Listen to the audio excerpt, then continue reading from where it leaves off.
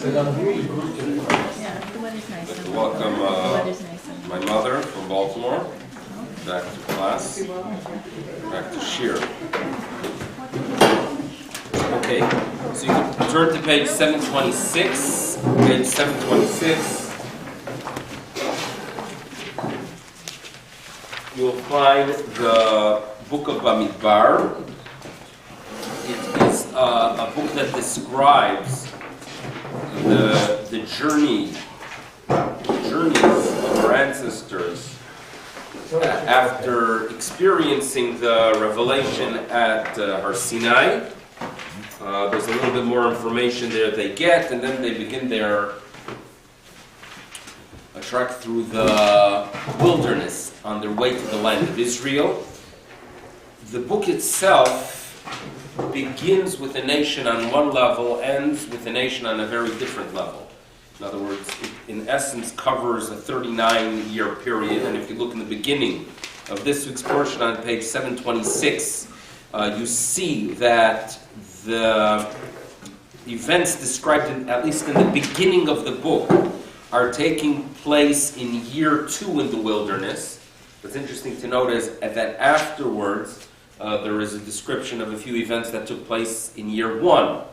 In the text of the Torah, it is not always in sequence, it is not in chronological order, but the book here begins at least with events that take place in year 2. There's a census, a very detailed census that is taking place in this portion. We are given the formation throughout the years in the wilderness. The Almighty wanted that they settle in a very specific manner, that they have specific tribes in specific areas. You have the tribe of the Levim right around the tabernacle, the Mishkan. And then you have the different tribes settling in different locations. You could find all that information in this week's portion. But I want to fast forward. I want to go ahead and actually tackle the last section, which talks about the census of the Levim, and it talks about the jobs, the description given on page 744, which is chapter 4. Chapter 4, we're going to be learning about the jobs given to the Levim. And you have to remember, there's something very interesting about our nation. We have the average shul you visit, we've discussed this. You will have most probably more Kohanim than Levim. You've traveled, you're right. You've seen that the Levim are a smaller group in general than Kohanim, in general. On the other hand, if you look at the numbers in the wilderness, there were basically 3 Kohanim and some 22,000 Levim. So how did that happen? Right? What happened from the 22,000? So it should be that for every Kohen, you have some 7,300 Levim. What went wrong? So there are a few explanations given. Now it is actually mentioned that when the northern tribes were exiled, so they protected the Kohanim more than the Levim. It is very common in many cultures that you protect the priest. So therefore, the Kohanim were saved in numbers far greater than the Levim.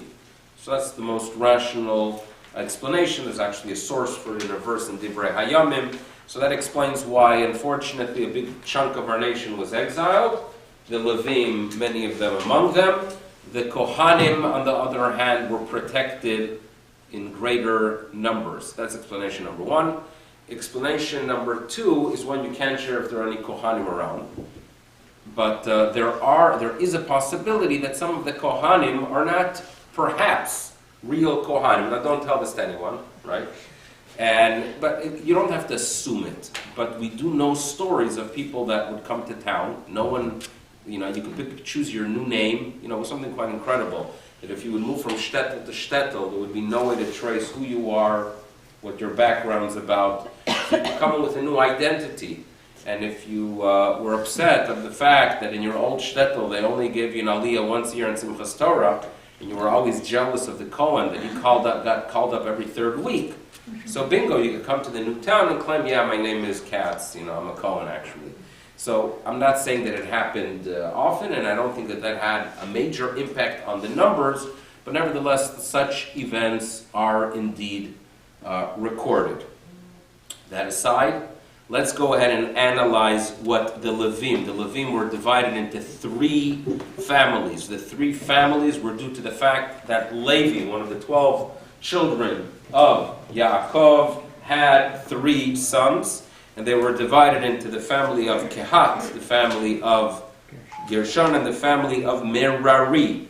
And they were given jobs, very significant jobs. Throughout the years in the wilderness, the Jews were traveling from place to place. And it was a major schlep to make your way from one location to another location. And the Levim had an extra job that they were the ones in charge of carrying the items, carrying the planks, carrying the vessels, carrying all the accessories of the tabernacle, of the Mishkan.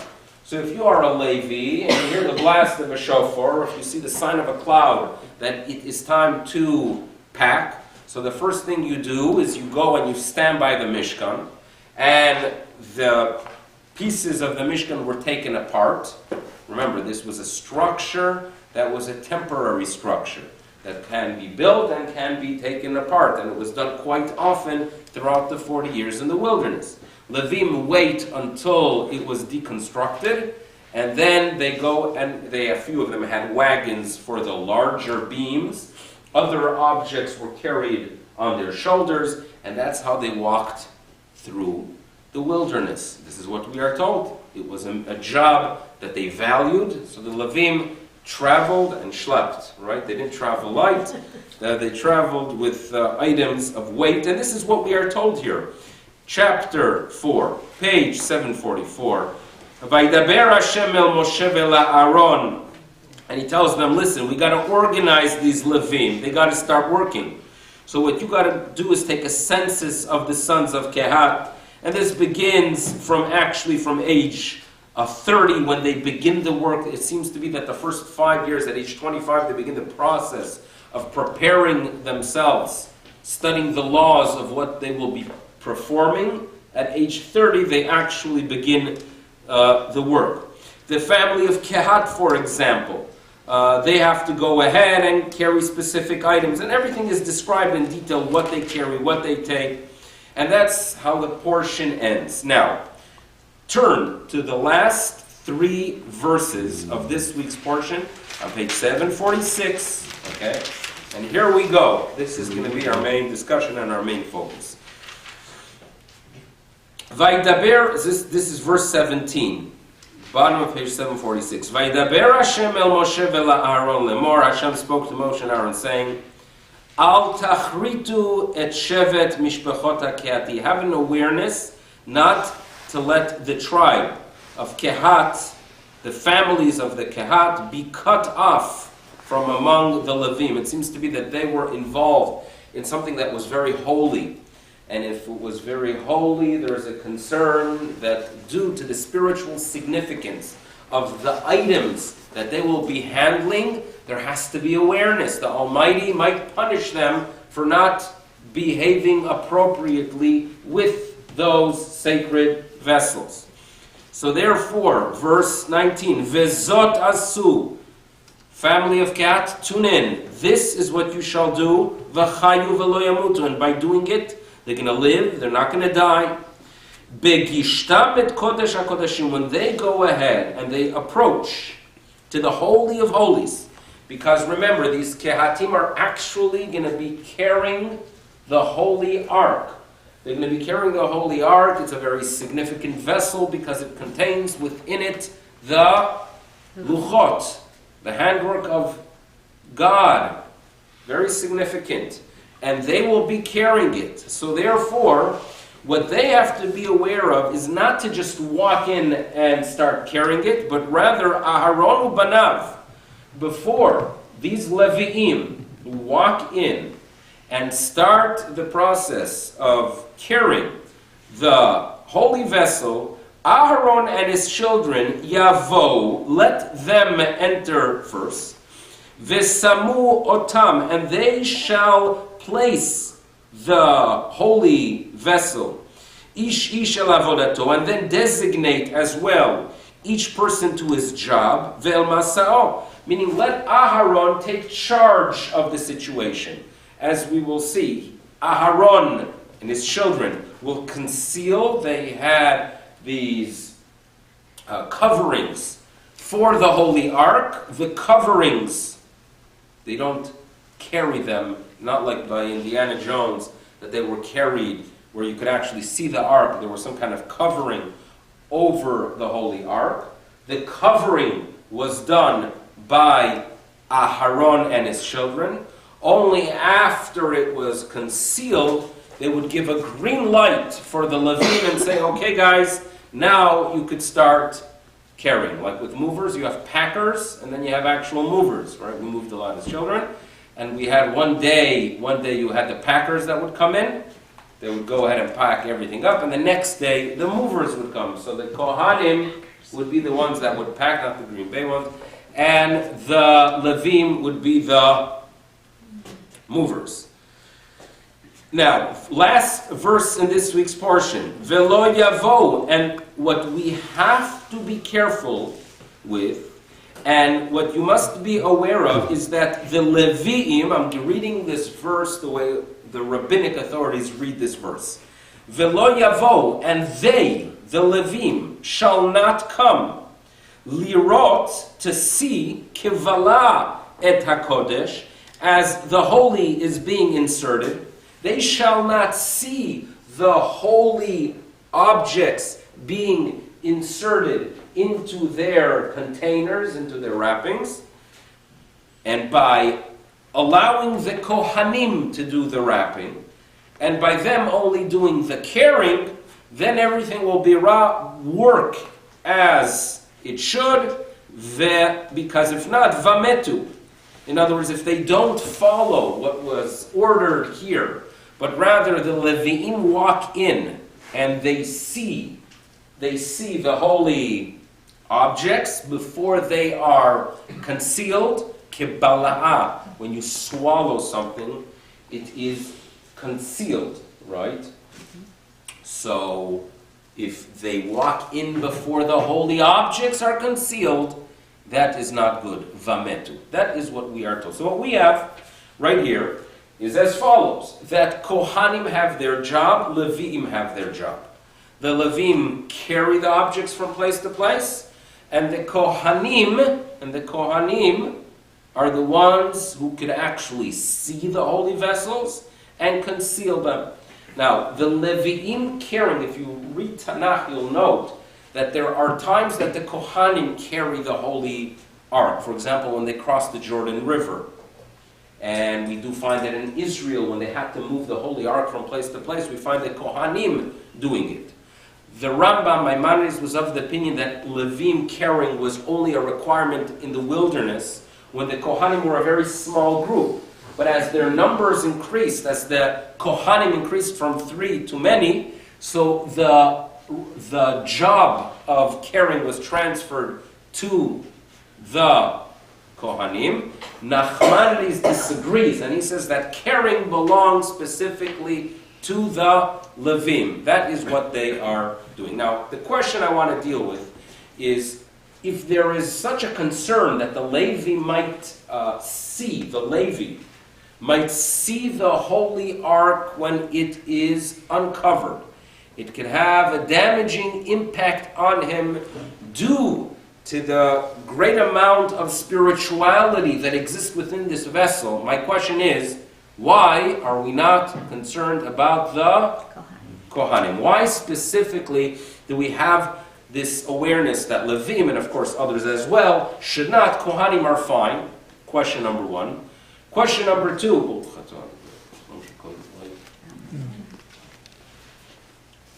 Question number 2. Question number 2. Levim are carriers. What does that symbolize? Does it symbolize something that Levim are the ones who carry the holy ark from place to place? What does that symbolize? Okay, so we have to develop what we're going to try to achieve today is develop an understanding of what the Kohen represents, and develop perhaps an understanding of what the Levi represents. Remember, that does not mean that every Kohen fits into the mold of a Kohen and every Levi is like a Levi, but they do symbolize something, correct? So that is what we're going to try to achieve today. Now, in the book of Shmuel, there's an awful story there that the Holy Ark contained the Luchot. It was a vessel that was considered quite significant for our ancestors. And then unfortunately they had a battle against the Philistines. The Philistines were a nation that settled around modern area of Gaza, Ashkelon, Ashdod, so the southern coast of Israel. That is where they settled. They caused a lot of trouble for the first few hundred years of our ancestors' entry into the land of Israel. They had issues with the Philistines. That was the tough border, like issues from where Gaza is today. And they would come in and they would attack, and the Valley of Elah had a lot of battles there. We know the story of Samson, David. So many of our leaders had to deal with the Philistines. So they went to battle with them in the beginning of the book of Shmuel. And guess what they took with them to the battle to protect themselves? The Holy Ark. In other words, they believed that they're going to have God on their side. How do you have God on your side? All you got to do is take the Holy Ark. So this is a little bit of a primitive approach, because God on your side is behavior, right? To go just take a vessel and believe that by having a little bit of a vessel, or by hanging a mezuzah from the necklace mezuzah, it could be a nice thing as a reminder, but it cannot become your whole essence of Judaism. That my whole essence of Judaism is the fact that I have a little necklace that says Chai. It's behavior, right? It's an attitude. It's a way of looking at life, at people, valuing society. There are so many more things that Judaism is about, but it's much easier, right, to take one symbolic thing, a specific type of garb or color of a hat, and that is my Judaism. There's much more than it. So this is what's happening with our ancestors. They're going out to battle. They have the Holy Ark, but the enemies come and attack, and they turn around and make their exit. And what do they leave in the field? The Holy Ark. So the Holy Ark is captured by the Philistines. Now, the Holy Ark actually has significance, and therefore, when it is there by the Philistines, they have a lot of tsaras from it. They got illnesses, and the Philistines are superstitious, or perhaps they are picking up vibes that's not such a good tazach, that if you want to go ahead and steal things from the Jews, right, there are other things you could take, right? Their art, their technology. But to go ahead and take their Holy Ark was not a good idea. So the elders get together, they had a board meeting, and they voted to eventually return it. How long was the Holy Ark in captivity? 7 months. Now, can you imagine 7 months that this vessel that contains within it, right, an artifact that was given by the Almighty to the people of Israel, symbolizes their bond by their enemy? I mean, it's devastating to them. Devastating, 7 months.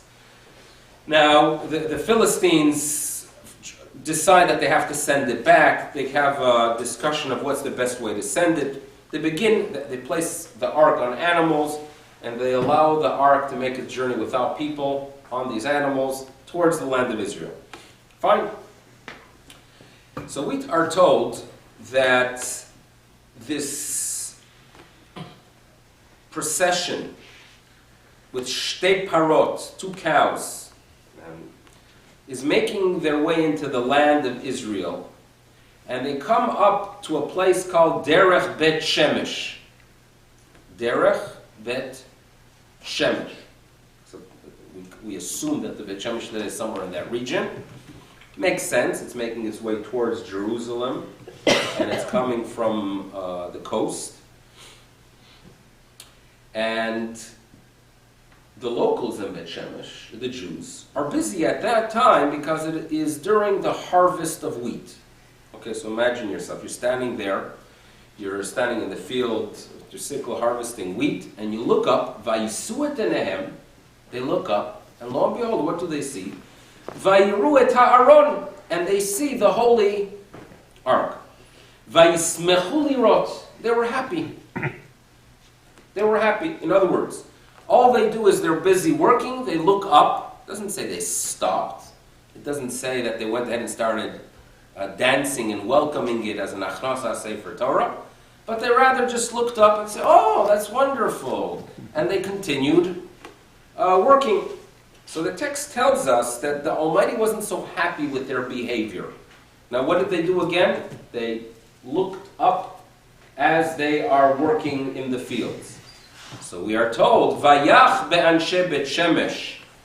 The Almighty struck the people of Bet Shemesh, Ki ra'u ba'aron Hashem, because literally you could translate it as that they looked into the holy ark. And Shivim Ish, 70 people out of a community of 50,000 people, 70 people died.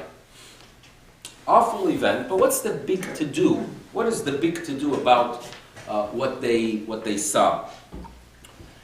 You know, in Judaism, we all try to seek the truth, right? By the way, we all know the truth, right? And everyone else is wrong, either to the left of us or to the right of us. I'm 100% correct, but we are all looking for truths. And tradition tells us that, believe it or not, the Almighty doesn't want one truth for everyone. He wants diversity. In other words, He created you with specific tendencies and ways of thinking and a personality. So therefore, you think and you make decisions based on your nature.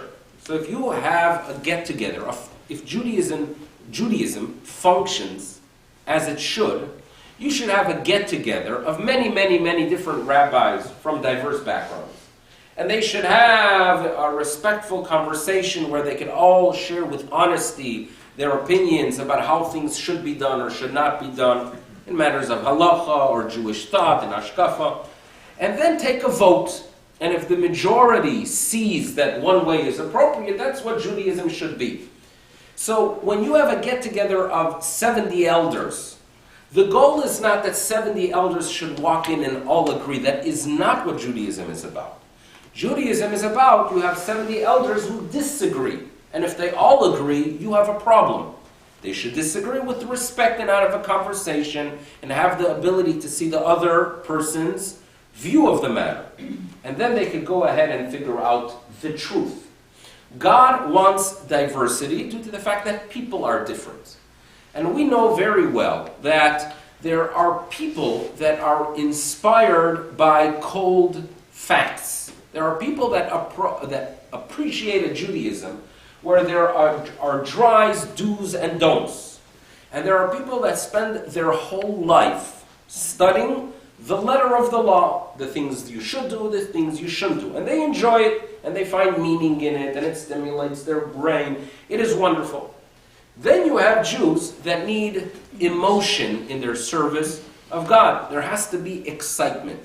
There has to be passion. You have to be someone, they have to be in an environment where there's dancing and singing and inspiration around the bonfire, singing songs of Arab Shimon Bar Yochai, whatever it is that inspires them, that will be attracting and guiding them. Different personalities. And there is no wrong and right. There are people that have a little bit of both. But then there are those that are just straight out emotional people, and then there are those that are just technical, legal minds that appreciate something very different. That is our Judaism. Now, the Hasidic movement has always symbolized the emotional approach to Judaism, correct? An emotional approach to Judaism could do a lot of good when you interact with others. In other words, the person who is emotional, where the emotion guides the person. So when they meet someone that's going through difficulty, their creativity is stimulated by their emotions. And if they see someone in need, they feel this attachment, this connection. There's a lot of emotion. Their service of God is with regesh, with feeling. And then you have those that their natural tendency is just the books and the letter of the law. Judaism needs both. Now, a few weeks ago, we had a talk upstairs, and we talked about the difference of Moshe and Aharon. What is the difference between Moshe and Aharon? Moshe is known as the giver of the law. Cold facts, the wrong and the right. Period. Aharon HaKohen, he is a person who is pursuing peace, chasing peace. He uses his love for people to bring them close to Torah. He is the one that when he sees two people that are not getting along, will do anything possible to get them together. When he passed away, we are told that the whole nation of Israel mourns the passing of Aharon. Why? He related to all. It makes no difference if you were the greatest scholar or if you're just the person who is the Wassertrugger carrying the water from the well. You could relate to Aaron because you know that he loves you, he connects with you. These are different personalities, and every single community needs both. We need someone to teach us the law, because without law, if you just work with emotion, right, your religion could turn into something very foreign, because you don't have that framework to work within it. If you only work with the letter of the law, what's going to happen? You're going to create this dry religion that the next generation, youth, or people who have more of a tendency to be excited by that which touches their soul, they'll feel lost. You need both. You need both. There is no question about that. You need a Moshe, you need an Aharon. It's interesting that the Hasidic sources, my father used to quote this, that when Moshe is talking to God and he says, I'm not a communicator, so Moshe says to Moshe is told by God, worry not, Aaron's going to join you, and hu yeh lecha lepeh. He is going to be your mouthpiece. And if you look at the words hu yeh lecha lepeh, you take the hey, you take the yud, and it's talking about Aaron. And you take the lecha lepeh, you could spell the name hey, yud, lamed, lamed, Hillel. And Hillel is known as that person who is Ohev Shalom, Verodev Shalom. He is a person who brings people closer. And he was the one that declares, he followed the philosophy of Aharon HaKohen, Talmidav Shel Aharon. It was this Hillel approach, connect to people, value people. And even the law itself at times has to be flexible because it is a religion of people, right? There's a discussion in the Talmud, what was created first, heaven or earth? Shammai says heaven. Hillel says the earth. There's a dispute there in essence. What's the core of Judaism? Is it a Judaism about God or it's about people? Of course, God needs people, people need God, needs God. But there has to be an emphasis. The emphasis, according to Hillel, is the welfare of people. People have needs. Go ahead, roll up your sleeves, do whatever you can. And use your emotion to serve God. If you see it as a religion that is God-based, it is the letter of the law that's going to guide you. Two very different philosophies. Hillel and Shammai, their opinions make their appearance in many other areas of Jewish law. For example, we know that when you bring korbanot, there are some korbanot which are all burnt, the olah, and then there are korbanot that humans eat as well, known as shlamim.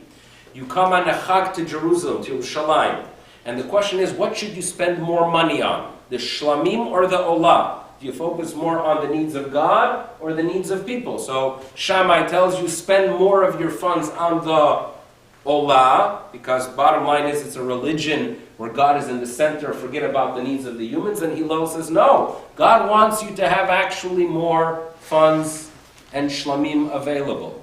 A very different approach. And you could find that in the personality of Moshe and in the personality of Aharon. Okay, those are keys that relate to our religion. It's interesting that we give gifts to Kohanim and Leviim. Now, Moshe, when I talk about Moshe, I am going a little bit broader than Moshe. Moshe symbolizes not just himself, but his tribe. And Moshe was a Levi. So I'm identifying here the Levi as a person who works with the letter of the law with precision, right? The Yekeh, the way it's supposed to be. Do what you're supposed to do, don't do what you're supposed to do. Set your emotions aside.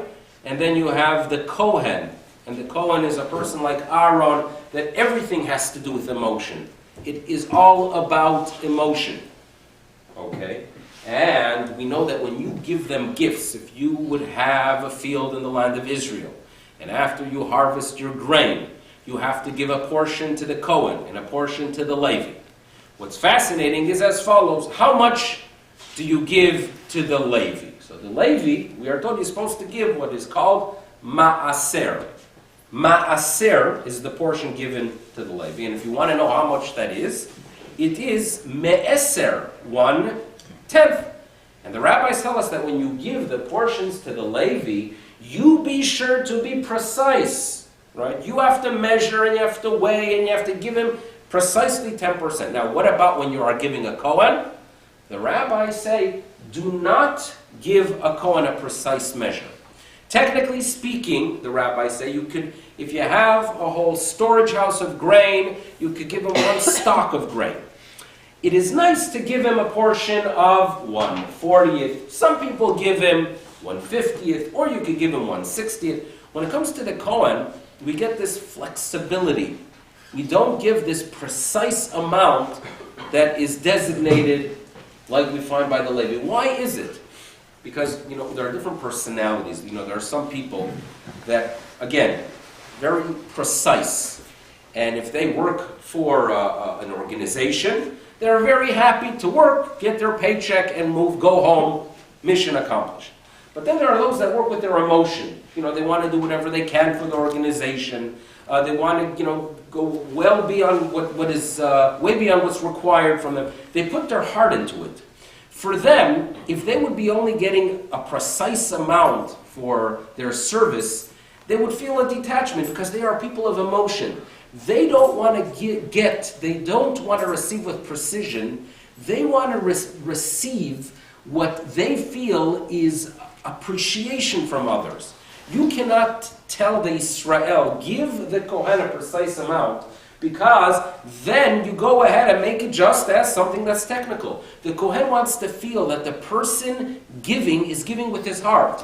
And therefore, the Torah tells us, you want to give to the Kohen, there's no required amount. You go ahead and work with your feeling. It's a person of emotion. When a person gives with emotion, you give them, you return to them with emotion as well. Very, very different natures between the Kohen and the Levi, the Moshe and the Aharon.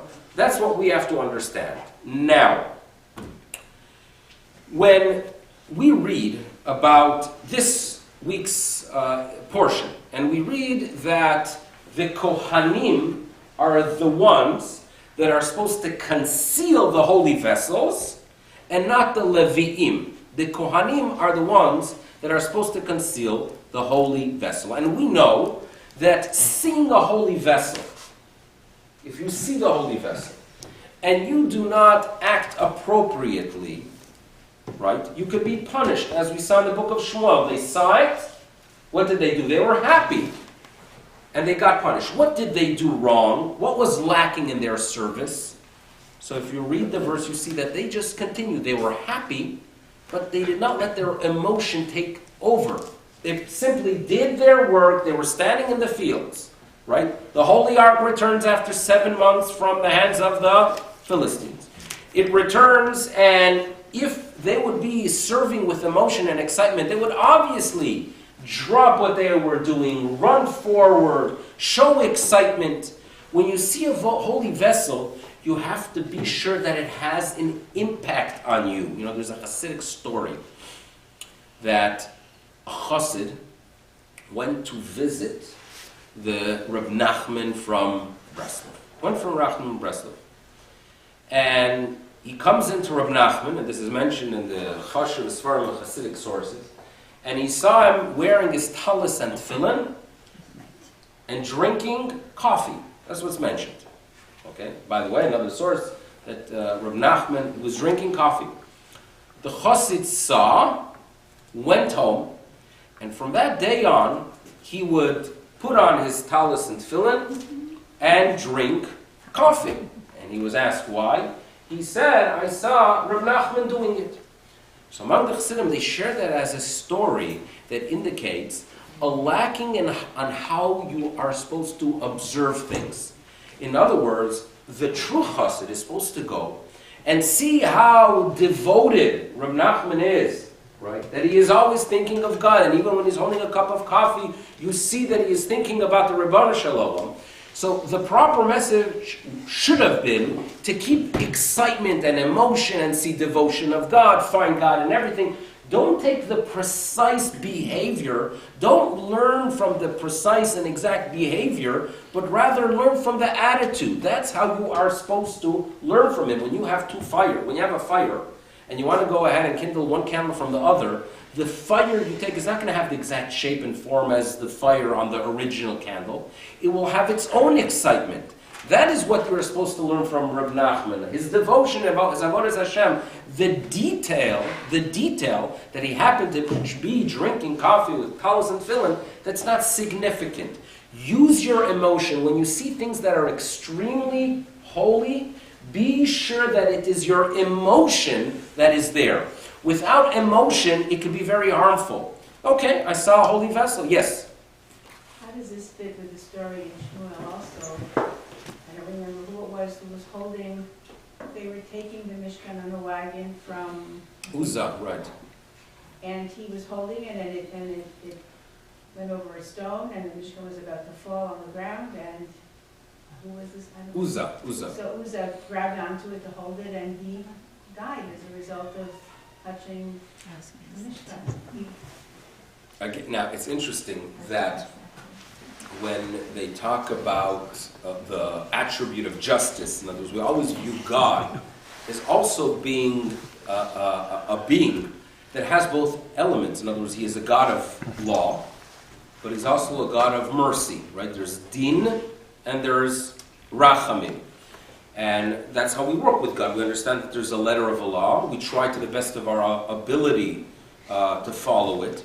But we know very well that there's an emotional attachment that we have with him, that even after we violate the law, God is not saying, you know what, I had enough with you, right, goodbye. But God says, okay, let's try to work things out. There's both attributes exist. What's interesting is that when they talk about the attribute of mightiness, which is the attribute of law, the word oz appears in it as well. Oz. Oz represents mightiness. People that are the people of precision. So the simple reading of Uzzah, the way the rabbis tell us, is that he should have known that the Holy Ark on its own could balance itself. In other words, he was lacking of an understanding of the significance of the Holy Ark, that it doesn't need humans to take care of its balance. That's the basic understanding. But it could also be the idea that he was Mr. Oz, Mr.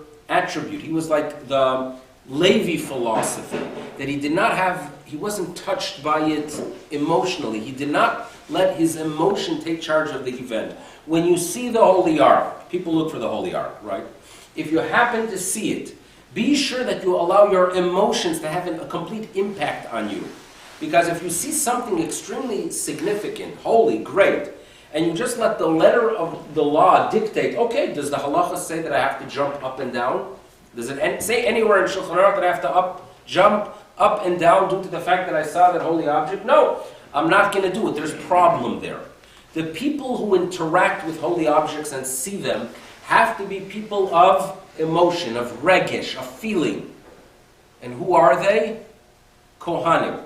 And therefore, in this week's portion, when we talk about the people that are designated as ones that are there to go ahead and conceal the holy ark, meaning they're going to walk in and see the holy objects and then cover them, you be sure that they are the Kohanim. What's interesting to know is, have you ever seen a person who finds Judaism, a Baal Tshuva, or a convert, that turns into a Yeki?